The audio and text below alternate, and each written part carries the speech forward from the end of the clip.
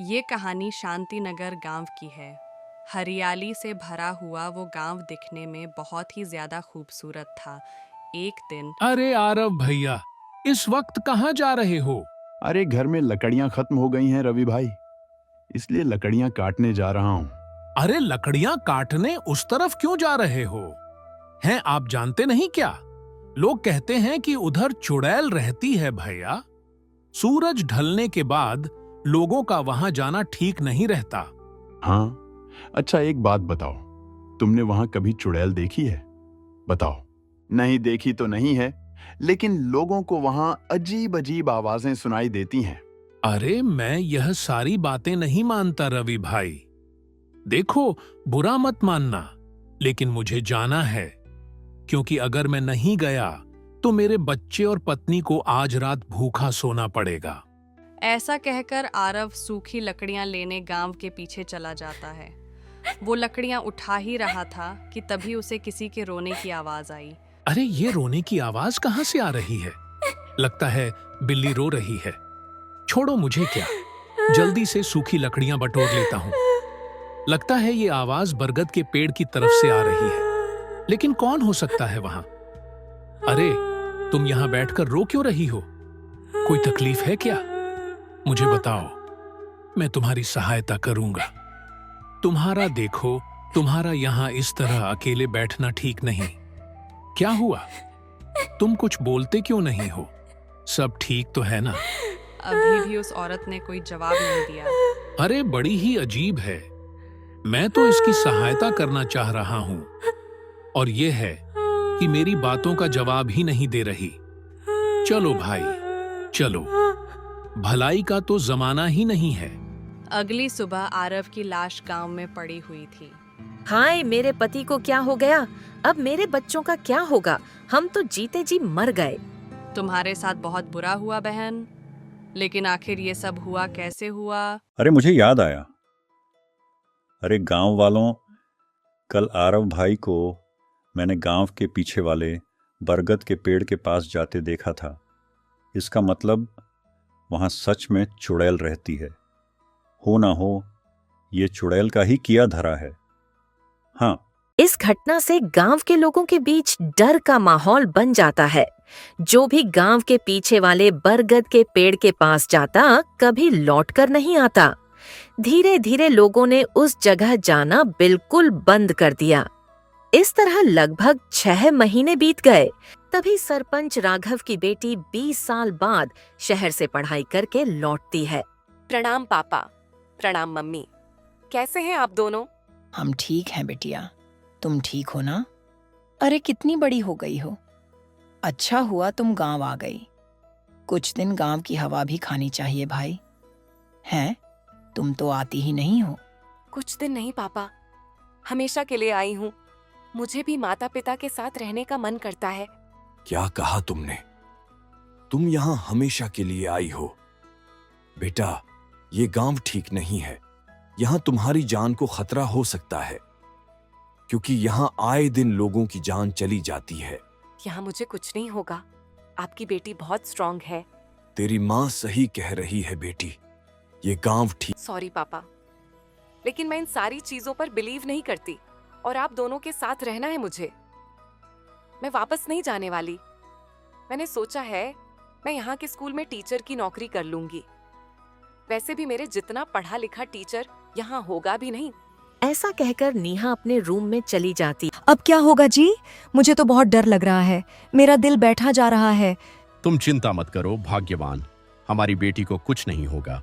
सरपंच राघव गांव के एक तांत्रिक के पास जाता है। वो तांत्रिक गांव का बहुत मशहूर तांत्रिक था। बाबा, मेरी बेटी शहर से लौट आई है। उसका कहना है कि वो भूत प्रेत पर भरोसा नहीं करती है। आप तो जानते हैं कि हमारे गांव में किसी बुरी शक्ति का निवास है। तू क्यों चिंता करता है रे राघव? तेरी बेटी को कुछ नहीं होगा। अब आप ही एकमात्र उम्मीद हो मेरे लिए। मेरी बेटी को बचा लीजिए। ये ले ताबीज अपनी बेटी के गले में पहना देना, फिर कोई भी बुरी शक्ति तेरी बेटी से दूर रहेगी।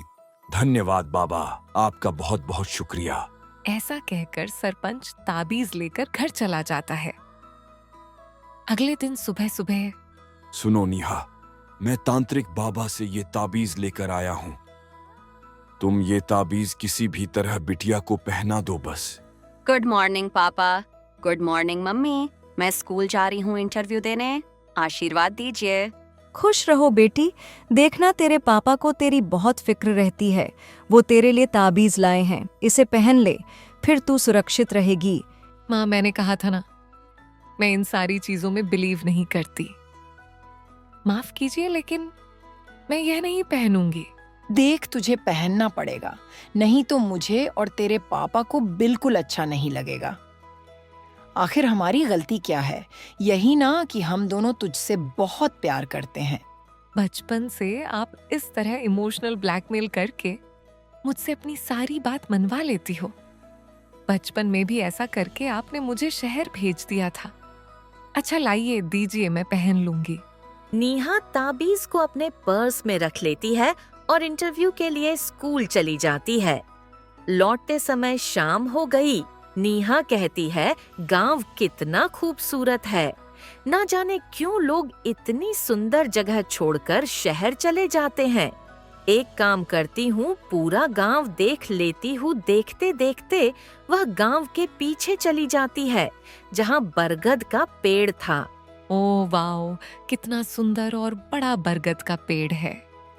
इतने सुंदर गांव को खामखा लोगों ने बदनाम कर रखा है। So stupid. तभी नेहा को एक आवाज सुनाई देती है। मुझे मत मारो, मुझे छोड़ दो। इसमें मेरा क्या गलती है? मुझे भगवान के लिए छोड़ दो। मेरे पेट में बच्चा है, मुझे कुछ हो जाएगा, मुझे छोड़ दो। अरे लगता है कोई मुसीबत में है। नेहा बरगद के पेड़ के पीछे भाग कर जाती है, लेकिन उसे वहाँ कोई दिखाई नहीं देता। अजीब बात है, आवाज तो यहीं से आ रही थी, लेकिन कोई दिखाई क्यों नहीं दे रहा? अचानक नेहा के पीछे सफेद कपड़ों में एक औरत खड़ी थी। जैसे ही नेहा ने पीछे देखा तो वो बुरी तरह डर गई। ओह माय गॉड, तुमने तो मुझे डरा ही दिया। ऐसे कपड़े पहन के यहाँ क्यों खड़ी हो? मैं यहीं रहती हूँ, मैं यहाँ से कहीं नहीं जा सकती। क्या मतलब तुम यहाँ रहती हो? अब वैसे तुम ठीक तो हो ना? मुझे अब यहाँ से आवाज आ रही थी। नहीं, मैं ठीक नहीं हूँ। मुझे इस जगह से आजाद होना है। मुझे प्लीज अपने घर ले चलो। मैं वहाँ नौकरानी का काम कर लूंगी, बदले में 2 वक्त की रोटी दे देना। अब नेहा को उस औरत पर दया आ जाती है। ठीक है, मैं तुम्हें अपने घर ले चलूंगी। रोना बंद करो प्लीज। नेहा उसे अपने घर ले जाती है। तू आ गई घर बेटा, लेकिन ये तेरे साथ कौन है? नेहा अपनी माँ को सारी बात बताती है। मम्मी, वैसे भी हमें घर में काम वाले की जरूरत तो थी ही। मम्मी बोली, तुम जाओ और अपने कपड़े बदल लो, इन कपड़ों में तुम डरावनी दिखती हो। उस औरत के जाने के बाद माया अपनी बेटी से बोली, तेरा दिमाग खराब हो गया है क्या? ऐसे ही किसी को उठाकर घर में ले आई? आजकल किसी पर इतना भरोसा नहीं करना चाहिए। नेहा की जिद के आगे किसी की नहीं चलती और वो औरत उसी घर में रहने लगती है। माया हमेशा उस औरत पर नजर रखती थी। क्या कर रही हो माँ? वो बेचारी खाना बना रही है और तुम उसे बार बार जाकर देख रही हो। हाँ, मुझे वो औरत ठीक नहीं लगती। पता नहीं कौन है कौन नहीं। हमारे खाने में कहीं जहर न मिला दे। आपके शक के दिमाग का कुछ नहीं हो सकता। ऐसा कहकर नेहा वहाँ से चली जाती है। उसी रात को न जाने क्यों वो औरत सरपंच राघव और उसकी पत्नी माया के कमरे में झांक रही थी। तभी वहाँ नेहा आ जाती है। अरे तुम यहाँ क्या कर रही हो? वह बोली, वो मैं देखने आई थी कि मालकिन ने रात का दूध लिया कि नहीं। यह कहकर वो औरत वहाँ से चली गई। इसी तरह कुछ दिन बीत जाते हैं। अमावस की रात जो सबसे ज्यादा काली होती है, उस रात सरपंच के घर में एक अजीब घटना घटी। अम्मा, ये खून कहाँ से आया? पूरे घर में फैला हुआ है। हे भगवान, अमावस की रात को घर में खून, ये तो बिल्कुल अच्छा संकेत नहीं है। जी देखिए ना हमारे घर में क्या हो रहा है। मुझे तो बहुत डर लग रहा है। सब इधर उधर देखने लगते हैं। तभी उनकी नजर किचन में बैठी उस औरत पर जाती है। ये सारा खून उसी की तरफ से आ रहा था। देखा तुमने? मैंने कहा था ना, ये कोई साधारण औरत नहीं है। मुझे पहले से ही इस पर शक था। तभी वो औरत जोर जोर से हंसने लगी। तुमने सही कहा माया, मैं कोई साधारण औरत नहीं हूँ। आपने पहचाना नहीं मालिक? मैं आपकी नौकरानी, मैं सविता हूँ मालिक। सविता, सविता, लेकिन वो तो मर चुकी है। तभी उस औरत का रूप बदल जाता है और वो एक खतरनाक चुड़ैल के रूप में आ जाती है। अरे कोई बचाओ हमें। ये तो चुड़ैल है माँ, कितनी भयानक दिख रही है। नीहा चुड़ैल को देखकर काफी डर गई थी, लेकिन सरपंच राघव और माया का शरीर न जाने क्यों पीला पड़ गया था। कुछ लोग जो हवेली के बाहर से गुजर रहे थे, उन्होंने नीहा की आवाज सुन ली। अरे तुमने सुना, इतनी रात को सरपंच के घर से कोई मदद मांग रहा है। अरे चलो, चलकर देखते हैं। उन दोनों ने जब अंदर झांका तो चुड़ैल को सामने देख हक्का बक्का रह गए।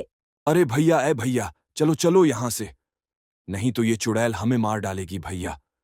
माया, तुझे क्या लगा मैं कभी लौट कर नहीं आऊंगी? जब तक मैं तुम दोनों से अपनी मौत का बदला नहीं ले लेती, तब तक मेरी आत्मा को शांति नहीं मिलेगी। बदला? कौन सा बदला?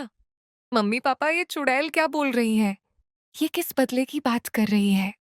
सरपंच राघव और माया, जिनकी जुबान से कुछ भी नहीं निकल रहा था, डर के मारे उनका पसीना टपक रहा था। ये क्या बताएंगे? मैं बताती हूँ। आज से 20 साल पहले सरपंच राघव और इस औरत ने मुझे मार डाला था। तब से मेरी आत्मा उस बरगद के पेड़ में रहने लगी और सही मौके का इंतजार करने लगी। आज बिल्कुल सही मौका है, मैं तुम दोनों को मार डालूंगी। चुड़ैल नीहा को छोड़ के सरपंच और उसकी पत्नी को मार डालती है और उसकी आत्मा को शांति मिल जाती है। नीहा को दुख जरूर होता है कि अब उसके माता पिता इस दुनिया में नहीं हैं, लेकिन समय के साथ वह समझ जाती है कि उसके माता पिता एक गुनहगार इंसान थे। अगर आपको ये वीडियो पसंद आया हो तो इसे लाइक करें, शेयर करें और चैनल को सब्सक्राइब करना न भूलें। वीडियो कैसा लगा कमेंट में जरूर बताएं। अगली बार मिलते हैं एक नई कहानी के साथ।